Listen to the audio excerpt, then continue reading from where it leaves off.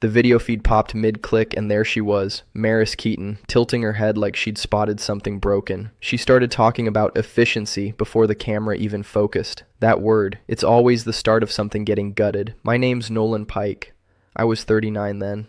I'm 57 now, and I can say this without flinching. I should have seen it coming right there. I'd already been through a divorce, co-parenting 2 kids across town, and paying the mortgage on time like it was a second religion. I didn't go out much, didn't raise my voice, didn't miss deadlines. I kept my life boring on purpose. Quick note, before listening, share which city or country you're watching from, and let's continue. Our CFO, Eldon Creary, introduced Maris like she'd solved physics. 33, strategy background, external contractor, the usual fluff. Then she smiled, wide and practiced, and called half the department legacy overhead. Honestly, those were her words. I didn't flinch. Just closed my audit tracker tab and started copying everything that mattered. Our device listings, quality certs, supplier renewals, into a backup folder I called July Potluck Ideas. I'd worked at Arcadia Vionics since I was 24, started as an inspector, moved into regulatory, then up to director of licensing. We made surgical imaging equipment, serious stuff. If you mess it up, people don't get treatment. The whole supply chain turns to powder. Midday, she ran a compliance huddle. We stood in that open floor bullpen while she tossed out phrases like decentralized authority and agile workflows. The interns nodded along. Then she looked straight at me, right through me, and said some roles were historic. She didn't blink. I didn't smile, but I felt the shift. Historic meant unnecessary, meant replaceable. After that meeting, I checked our quality system. My name still sat under management representative. Timestamp correct. No reassignment filed. Checked the federal listing too, still tied to my credentials. I printed a clause from my contract, one I'd pushed to include years back. If my employment ended, all regulatory authority tied to me would be flagged and suspended until a successor was officially named and accepted, not guessed, not assumed, registered. At lunch, I walked past a couple interns laughing about boomer processes. I was 39, but sure, boomer, let them talk. That same day, intern Casey from marketing asked if FDA approval meant we could tweak the poster color scheme. I told her calmly that it meant federal inspections with real penalties. She laughed like it was a campfire ghost story. Later, I spotted a sign on the copier, Compliance Complacency. Cute font. Maris had taped it up herself. That evening, I stayed late, checked my backups, encrypted a second set, stored it off network, walked out without a word. I didn't feel paranoid, just prepared. If this was a trap, the tripwire wasn't going to be mine. By the next morning, I lost access to the device registry. Not a lockout, just a flicker. Permissions gone like someone pulled the rug halfway. An hour later, the supplier approval pane grayed out. Then our internal quality dashboard spit back a 403 error like I was trespassing in my own system. I called IT. No one picked up. A voicemail from HR landed 20 minutes later. Please route any operational questions through your departmental manager going forward. No names, no explanation, just clean and clipped, like they'd rehearsed it. I saved the voicemail, marked the timestamp, and moved on. Maris reassigned my inspection prep binder to Casey. I heard about it from June in records, who looked both embarrassed and tired when she handed it off. Casey still confused certificate of conformance with compliance declaration, but apparently she was qualified to prep for federal review. Meanwhile, I was handed a task aligned with foundational support, reorganizing a janitorial supply shelf behind the break room. She said it like it was a strategy shift. Foundational, she smiled. Foundational, right? It smelled like mildew and old floor wax. I didn't argue. I just asked, plain and flat, do I still have admin rights to the quality dashboard? She paused, blinked once, and said, that was routed to a junior staff member. Temporary coverage. Got it, I said. I didn't push. Pushing gets you noise, not information. I walked to the back of the building, where facilities had a forgotten desktop they used for maintenance logs. I logged in using a buried set of credentials I'd kept alive for emergencies, pre-decommission, but still valid. Pulled up the system, found the admin list, 3 new names, all fresh. Flagged them read only until a proper sign-off cleared through legal. No alerts triggered, no one noticed, yet. That afternoon, I spotted something worse. A shadow account. Generic username. Full privileges. Created 3 days back. No assigned department. just floating with full access like a ghost in the walls. I sent a quick ping to an old colleague, Daryl, retired now, but still checked logs for fun. He replied 10 minutes later, "Yup, I see it. That's not normal." I saved the log. At 3:15, I passed 3 junior analysts huddled around a shared screen, pointing at one of my old flowcharts. "He still timestamps manually," one of them said. "That's like printing emails," another laughed. I walked past without stopping. I've learned the hard way that arguing with fresh graduates is like shadowboxing fog. They don't know what they don't know. At home, my ex sent a text. Baseball fees for Ethan came in, also ortho estimate for Claire. My reply was short, covered. Not just for her, mostly for me. The work mess wasn't going to shake what mattered. The roof stayed up. The kids stayed stable. That night, I booked a mobile notary on Green Street. 15-minute slot, no fuss. Brought an envelope labeled, "Voluntary withdrawal of quality authority, option," just in case I needed to pull the pin. Not dramatic, just ready. Around 7:30, Maris did a walkthrough with 2 interns. She laughed at something dumb, about old wood needing fresh air. She didn't see me in the corner, near the copier, but I saw her. Saw that tilt in her jaw, the kind people get when they've lit a fire and think they've got time to contain it. I went home and slept. Not happy, just steady. That's what you do when you know where the map is and who's holding the keys. Friday morning, inbox pinged at 7:12 a.m. sharp. Internal alignment interviews, required participation. Calendar slots, 15 minutes each. Subject line dressed it up like a team exercise. But we all knew what it was. Musical chairs with fewer chairs and a wood chipper humming in the background. My slot was 10:40. I didn't bring a resume. I wasn't auditioning for a life I already lived. I brought a pen that worked, a legal pad, and a face I didn't feel like changing. Conference room D smelled like lemon wipes and recycled buzzwords. Maris was already seated, laptop open, blazer crisp, coffee untouched. She waved like we were neighbors, not chess pieces. She clicked to the first tab, an org chart. The new structure looked like someone cut it with a paper shredder and taped it back together upside down. My name was still there, barely. Gray font under a box called Regulatory Stewardship, next to the word transitioning.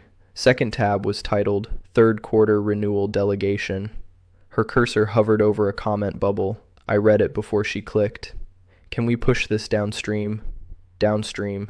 I'd heard that tone before. It meant dump it on whoever smiled the most, and hoped nobody checked the paperwork. I looked at her and asked one question. Who holds reauthorization if the designated representative is removed? She smiled like I'd asked something cute. "We'll just switch the contact." Switch the contact. That's what people say when they think systems work like social media. You can't just swap a name. Authority doesn't live in an email field. It lives in the registry, tied to a real person, filed and verified. I didn't correct her. I nodded once and flipped a page on my notepad like I was taking notes. I wasn't. I was clocking how far she was from the cliff's edge. Meeting ended with a "thanks for being flexible." I walked out without replying. Back at my desk, I opened my master tracker, original build from 2016, updated monthly, linked to every compliance thread that touched my name, device listings, supplier approvals, global certificates, 37 items, clean dates, clean owners, my signature on all of them, exported a fresh copy, encrypted it, and saved it as employee birthday cake list, forwarded it to a private address I'd had since 2004, just insurance. That afternoon, I walked 2 blocks down to Green Street and handed a notarized envelope across a glass counter. Voluntary withdrawal of quality authority. Option. I didn't sign the final. Not yet. Just parked it. Like leaving the key in the ignition with the engine off. As I headed back, June Eller from Records caught me by the break room, slipped me a sticky note. "They're moving your binders. Heads up." No flourish. Just warning. I nodded. "Thanks, June." She shrugged. Nobody sees the avalanche until the sound hits. Back at my desk, I sat down and looked across the floor. Maris stood near the whiteboard, flanked by interns like a camp counselor. She talked about pace and mindset and team velocity. But she never asked a single question about who had the actual authority to say yes to the people who mattered. That was the whole playbook, right there. Speed without keys. Monday at 9:06, we stood in the open floor for what Maris called a momentum huddle. Same navy blazer, same calm smile like she was hosting a brunch instead of swinging an axe. She raised both hands slightly, palms out, as if to settle the room. Certain legacy roles are no longer aligned with our forward trajectory, she said, stepping behind my chair. A couple people stared hard at the carpet. A few glanced at me the way you check the sky before rain. Nobody said a word. Effective immediately, Nolan Pike's position is phased out. That was it. No sit down, no warning. Just my name dropped into the room like a weight. I felt heat climb my neck, but I kept my face level. I didn't give her a flinch. Within 3 minutes, Blyce from HRBP and Colin Ames appeared beside me holding a glossy folder. Both wore tight smiles like they were posing for a yearbook nobody wanted. "Let's step into conference room B," Blyce said gently. Inside, the air felt thin. Colin slid the folder across the table. Separation paperwork, no severance, standard language about alignment and restructuring. My hand stayed steady as I flipped to page 3 and signed where indicated. "I'll need a printed copy," I said. "It's all digital now," Blythe replied, still careful, still soft. "Printed," I repeated. There was a pause, long enough to feel. 4 minutes later, she handed me a stapled set. I checked every page number before sliding it into my bag. Formal separation triggered Section 9, subsection D of my contract, the clause most people ignored, the one that required the registrar and federal device listings to flag the company if my authority ended without an approved successor on file. Not optional, not emotional, procedural. I packed my desk under quiet eyes, a framed photo of my kids, 2 binders I'd already copied, a mug that said "World's Okayest Dad," no speech, no handshake line. I walked out through the front doors without looking back. At 7:19 that evening, my personal inbox chimed. Subject line was dry and official. Authority relinquished for specific certificates and device listings. Dependent activities marked ineligible within 24 hours, absent a compliant designee. I read it once, didn't forward it, didn't screenshot it. I printed it and placed it in my home file cabinet between the mortgage statement, photos of my kids at the lake, and the 3 recipes I actually cook without messing up. Dinner was leftover chicken chili. I heated it slow, sat on the couch, and watched a ball game on mute. The crowd cheered somewhere far away. I didn't feel triumphant. I didn't feel crushed either. I felt finished. When you've had bills stacked on the counter and 2 kids counting on you, you learn to separate noise from consequence. I'd made my move inside the rules. The rest wasn't drama. It was cause and effect. I rinsed my bowl, turned off the kitchen light, and went to bed without checking my phone again. Wednesday, 9:07 a.m., my personal inbox pinged with a blind copied thread from an old colleague in procurement. Subject line, "Urgent. Vendor cannot ship." First line read, "Receiving entity shows suspended certification. Immediate clarification required." I scrolled down and saw the vendor name. Legit, international, extremely conservative about compliance. If their system said suspended, it meant something big had snapped. 10 minutes later, screenshots from June landed in the thread. Our internal quality dashboard was lit up like a Christmas emergency. Big red banners, "No current management representative on file." Then came the API failure message from the federal portal. "Invalid designee. Update rejected." The push that updated our device status had bounced. Systems weren't just confused, they were shutting the door. I pictured Maris standing there with her smile still intact, thinking she could fix it with a drop-down menu. Sure enough, a report floated in from ops. Maris had walked in with a fancy iced coffee and said, "We'll just update the contact." Mira Lowry, quiet, sharp, and way more patient than me, tried to explain. "It doesn't work like that. Reauthorization needs a registered person. Nolan was the registered person." Maris blinked twice. "So do it." Mira held her voice steady. "We can, but acceptance takes time. There's a verification window. There's an audit lockout." That's when someone got clever. Tried to brute force access to the old dashboard I'd hardened years ago. Failed login attempts hit the tripwire I'd built back when people still read SOPs instead of pretending policies were vibes. The system flagged the IP, blacklisted it, and sent an automated alert to internal audit. I got a private message from Hayes Wynn, internal audit lifer, detail freak, and still the best nose in the building. "They're in full failure mode," he wrote. "No emoji, no fluff." I messaged back, "I'm eating cereal at my kitchen table, not interested in gossip." "Not gossip," he replied, "structural failure." An hour later, I saw a screenshot of Maris pinging legal in a chat thread. "How do we override a listing flag?" It read like someone Googling how to disable a smoke alarm with a broom handle. Zero understanding, max confidence. Then my phone buzzed again. LinkedIn message from the Omega Thera program, lead I'd worked with back in 2018. She didn't waste time. If you land somewhere, we'll talk. We follow certainty. I saved it, replied once. Appreciate you. Nothing more. She wasn't offering pity, just potential. That afternoon, Elliptic Freight flagged an outbound shipment, on hold pending proof of valid certificate. That wasn't bluster, that was them covering their own regulatory skin. I grabbed my keys and went for a walk around the block, left the phone on the counter, didn't check a single message. The sky was gray, cold enough to bite, but not enough to stop traffic. I passed 2 kids dragging backpacks and a couple arguing about paint colors. It all felt distant. When I came back in, there were 12 new emails and 4 missed calls. I didn't answer a single one. By Thursday morning, I'd already skimmed 2 articles, made coffee, and ignored a call from an unknown number before anything real hit. At 9:58, June from Records sent a one-liner. Auditors at the front desk, FDA and ISO. No panic, just the facts. That window had been pre-notified months ago. Anyone who worked in compliance for more than 5 minutes knew the cycle. It wasn't a lightning strike. It was a calendar date that didn't make it to the calendar. They asked to speak with the management representative. There wasn't one. Not on file. Not in the building. Not in the registry. That's not an emergency. That's a locked door with no key under the mat. Legal scrambled.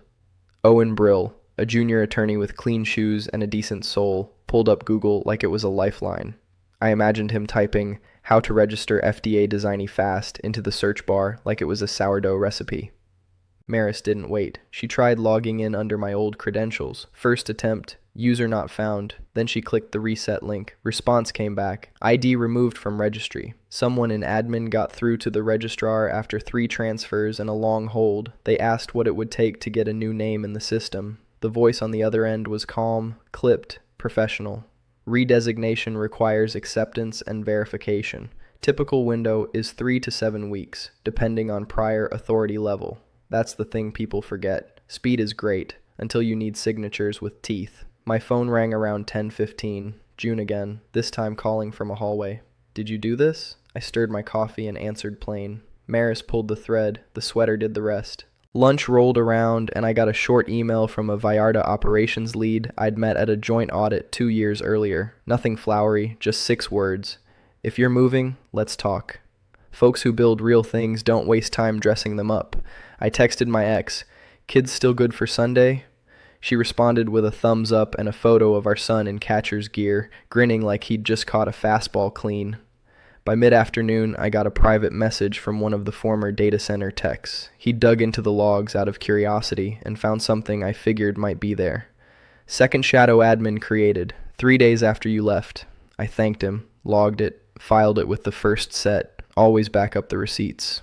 That night I sat at the kitchen table with a quiet playlist and opened a blank doc. First time I'd touched my resume in 9 years. I didn't write fluff, just clean facts. Lines that read like a blueprint, dates, systems, audits passed, authorities held. Before I turned in, I flipped my phone face down on the nightstand. No scrolling ever fixed a thing. I fell asleep steady, not smug, just steady. Monday morning, 8:41, my phone buzzed with a message from Hayes. Clive is here. Clive Hartwell didn't visit often. CEO types usually parachute in for ribbon cuttings, not structural fires. I pictured him striding across the floor tan from some golf weekend, voice booming like volume alone could reset compliance systems. By 9:05, Hayes sent another note. Smile gone. Later, I heard the details. Clive had stood in front of the big wall screen in the main conference room, while the red dashboard glowed behind him like a warning flare. He pulled up my termination paperwork and read it line by line. You fired the person with the authority, he said, not yelling. Just low and steady, like a truck engine downshifting before a steep hill. Maris tried to frame it as redundancy. We were consolidating operational layers, she said, voice still polished. Clive stared at her long enough that someone shifted in their chair. Authority isn't a layer, he replied. By lunch, her title had changed to Operations Advisor. That's corporate language for step back and stop touching anything important. Around 10:30, my phone lit up with calls from Trevor Lee, Clive's assistant. I let the first 4 go. The 5th came with an email stamped CEO Directive in bold. They offered a 6-month consulting agreement, clean money, tight non-disclosure clauses, full access reinstated, no apology, no acknowledgement, just fix it and keep quiet. I read it twice, then typed my reply slow and clean. Public apology from Maris on record, 1 minute, factual, during an all-hands meeting. Then I will consider returning for a 3-week stabilization period only. I even drafted the sentence for her. I removed the designated authority without understanding the impact. No insults, no humiliation, just the truth, recorded where the cut had been made. Owen from legal called within the hour. His voice sounded tired. "Are you serious about this condition?" he asked. "Yes," I said. "I need to inform you this call is being recorded per company policy." "Good," I replied. "Then there's a record of my condition." There was silence on the line for a beat before he thanked me and hung up. By mid-afternoon, Hayes texted again. Maris had refused in a closed-door meeting. "He wants a show," she'd said, according to the internal matter log. Owen later confirmed her refusal was documented. Clean notes, time-stamped. Just before dinner, my phone rang with her number. I answered. "You're walking away from your team," she said, voice tight. "That's what this is." "I'm walking away from disrespect," I answered. "You're a coward," she said. I didn't argue. "Good luck with your certificates," I told her, and ended the call. Clive tried once more that evening. Higher hourly rate, shorter contract, same silence about an apology. I declined, not because I wanted revenge, because I wanted peace. That night, I updated my professional profile to 1 word: available. By morning, I had 3 messages waiting that weren't tire kickers. Strata Biocore didn't waste time. Their COO called me on a Monday, set a breakfast meeting for Wednesday, and by 3:10 that afternoon, I had a signed offer in my inbox. Director of Regulatory and Quality Programs. The difference was night and day. Sane pace, no flinch in the voice when someone said audit, and the kind of pay that let me breathe without doing mental math every time I opened a utility bill. First week in, I rebuilt the system from the inside. No jargon, no journeys, no rebranding nonsense. I drew a straight line from policy to practice, clean dashboards, clear owners, and one rule everyone could understand. Write it once and live by it. People responded to it, nobody fought it. Turns out most folks like knowing exactly what they're responsible for. By the end of the 2nd week, Omega Thera reached out formally. No hesitation, just, "We prefer to place our program with your new shop."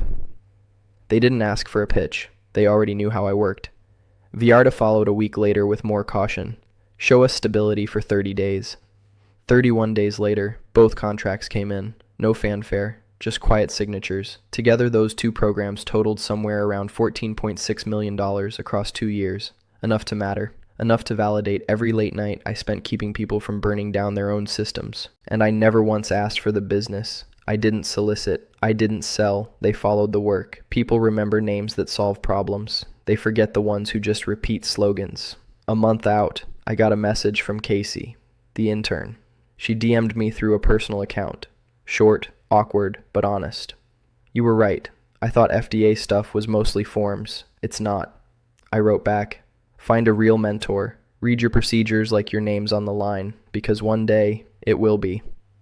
Hayes sent me a public link late one afternoon. Arcadia's ISO certificate was officially listed as suspended pending corrective action. No commentary. Just dates, and dates don't lie. I printed a copy and filed it. A few nights later, after the kids had gone to bed, I opened the old shadow account logs again. I wrote a short internal memo for Strata. No names. Just 10 lines on why you never let unregistered hands behind compliance systems. I kept it tight and clear. People read it. Nobody argued. A week after that, a recruiter tried to ping me. Different company name, but the job description gave it away. Special project. Cute. I didn't respond. That door was sealed.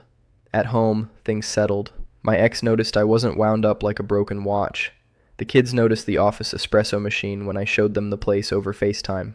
We started planning a small trip to Branson in July. Just us. Nothing extravagant. Just time. One Friday, I looked up at the whiteboard in my new office. Clean lines, no red flags, no noise, and felt something I hadn't felt in years.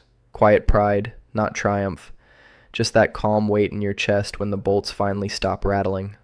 By winter, the updates started coming in from 3 directions at once. June sent short, careful emails from a personal account. Owen reached out from numbers I didn't recognize. And the public court feed filled in the rest without emotion. Arcadia had taken a hard turn. The first filing mentioned a contracted designee brought in to keep shipments moving. I read that phrase twice. Contracted designee. That's corporate language for someone signing papers without the proper registration in place. Someone holding a pen they weren't authorized to hold. Within 6 weeks, both a state case and a federal inquiry opened. The documents weren't dramatic. No bold headlines. Just steady language, paragraphs stacked like bricks. It read like watching a slow leak crawl across a warehouse floor. No explosion, just spread. Owen called one evening from a blocked number. His voice sounded thinner than I remembered. "They're saying they didn't know," he said. "Didn't know what?" I asked. "That the contracted designee wasn't properly registered, that the impact would be this big." I leaned back in my chair and waited. "There's also the clip," he added. "The meeting where she refused your condition. It's in the internal matter log. Discoverable now." The apology refusal. 1 minute, that could have changed the tone of everything. Simple sentence. She said no. Hayes forwarded me a public notice a few days later. Subject line plain: Arcadia Vionics, certificates withdrawn.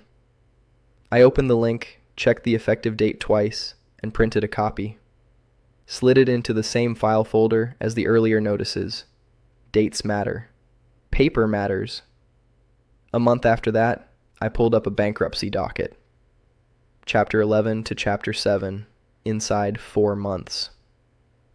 I scrolled through vendor lists, suspended purchase orders, client withdrawals.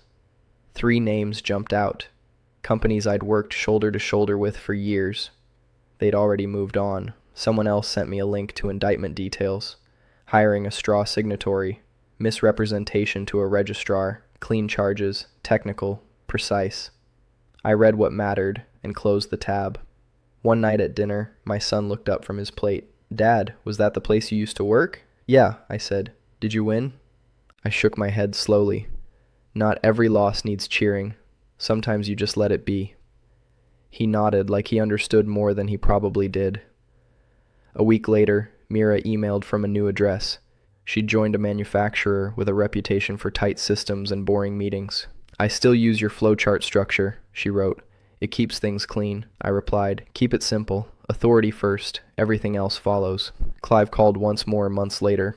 The number flashed unknown. I let it ring until it stopped. On a Saturday morning, a friend mailed me a thick copy of the public judgment. I sat at the kitchen table, underlined 2 dates that mattered, and slid it into the folder with the rest. Then I closed the drawer, grabbed my keys, and took the kids out for barbecue without saying a word about any of it. I'm 57 now, and if you asked me what stuck the most, it wasn't the dashboard turning red or the emails stacking up. It was the morning I walked out of that building with a stapled copy of my separation papers and nothing in my hands that didn't belong to me. That walk was quiet, no parting speech, no applause. Just me, level-footed and clear-headed, knowing I hadn't left anything behind worth chasing back in for. People love to make stories like this about winning. They want fireworks, some mic drop ending. But this wasn't about that. This was about deciding what I wasn't going to carry. I didn't carry their panic. I didn't carry their slogans, their spin, or their rush to slap the word legacy on me like it meant expired. I kept 3 things: my kids cared for, my work clean, and a small folder of receipts in case someone ever got the idea to rewrite how it all went down. Sometimes folks ask me, wasn't that revenge? I say no. It was gravity. Cause and effect doing what it always does. I didn't rig anything. I didn't pull some secret lever. The rules were there. I just happened to know where they were printed. Maris called me a coward once. Said it like I should have jumped in the pit and wrestled her for my own job. She can keep that idea. I've worked 2 jobs since I was 19 and raised 2 kids in a world that doesn't pause the meter. I don't confuse noise for grit. Grit's what shows up at 6 a.m. and doesn't flinch. The apology condition wasn't a stunt. It was a way to leave a record. 1 minute of truth, on video, in the room where she cut me loose. She said no. The record survived anyway, just not the way she thought. When Arcadia went under, I didn't cheer. A company's not a villain. A company is people, and a lot of good ones worked there. I was one of them, until the day they looked at my years and saw weight instead of value. At Strata Biocore, we keep things simple. Green means good. Red means fix it. Yellow means ask the right questions. That's it. We don't pretend colors mean more than they do. The program manager from Omega Thera still emails me once a quarter. Always the same word. Steady. I like that. It means something. I still mentor a couple of younger folks. They ask what to do when someone tries to take their keys. I tell them, write down what you actually do. Read your contract. Keep your dignity. Above my monitor, there's a sticky note my daughter left the spring after I left Arcadia. Block letters, 5 words. Dad, you keep us steady. That's the only title I ever cared about. The rest, that's just paperwork. Quick question before we part. When authority's challenged, do you choose peace or push back? If you've got hype, tap it. Subscribe, like, and comment. Good story, or your take.